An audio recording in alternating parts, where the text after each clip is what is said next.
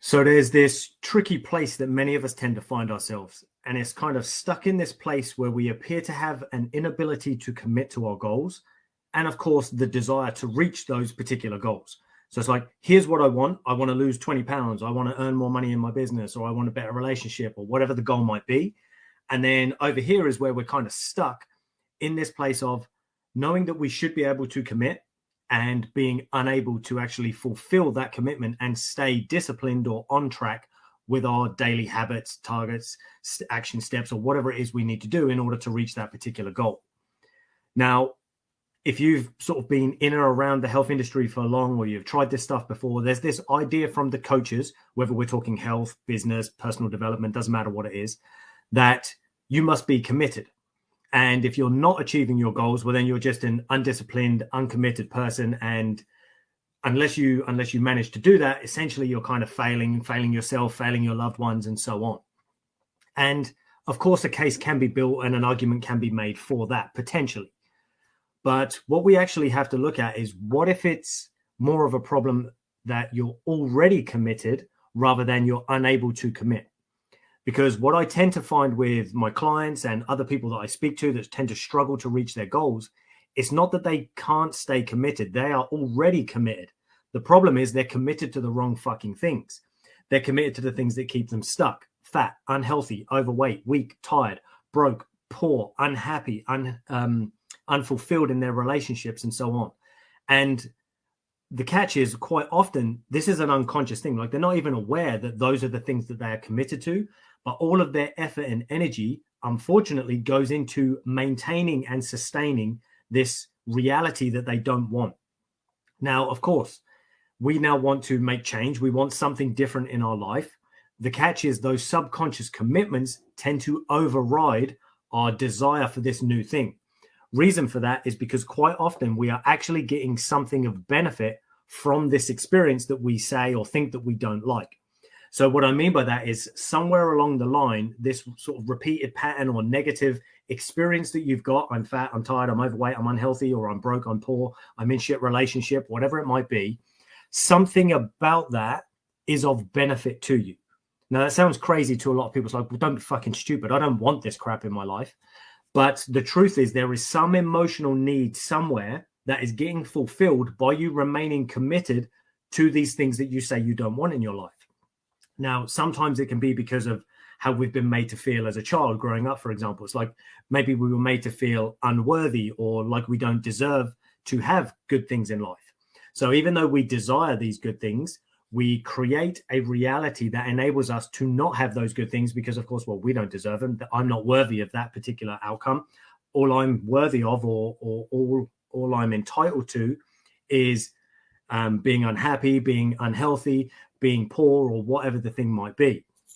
And then other times it's a case of, well, we know that in order to achieve these goals that we want to achieve, we've got to step out of our comfort zone, and that's uncomfortable. That makes us a bit scared. We're a bit anxious. We don't know whether we should or shouldn't, or what if I do it and I make mistakes and I look stupid, or what if I fail and that reinforces the idea that I'm already a failure, and so on.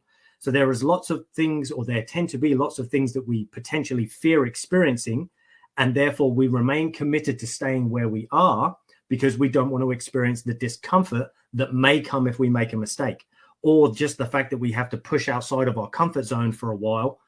Many of us don't want to do that. We kind of know that it's necessary, but we avoid doing it. So instead, what we do is we stay stuck in the familiar discomfort that we've created for ourselves.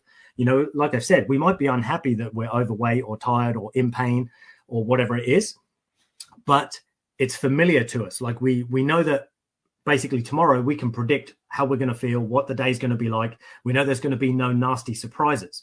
Whereas as I step into this new future, there are going to be lots of unknowns. So for many of us, we would rather stay stuck in our familiar discomfort than we would to move into an unfamiliar comfort.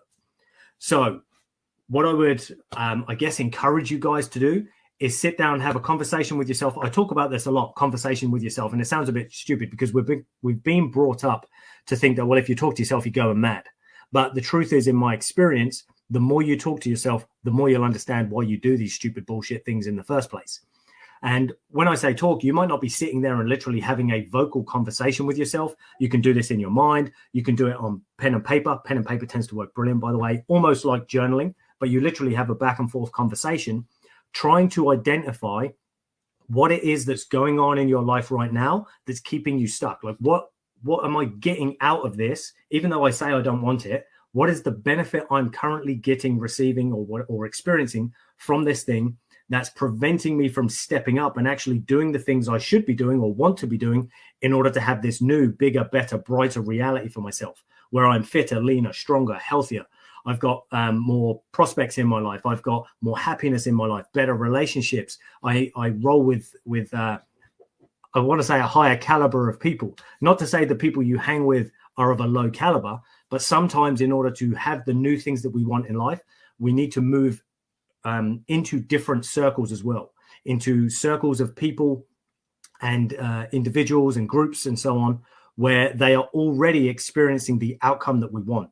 There's the saying, I'm sure you've heard it, that we are the sum of the 5 people we spend the most time with. So quite often when we want growth and change, we need to spend time with people who are also trying to grow and change, or who have already done so.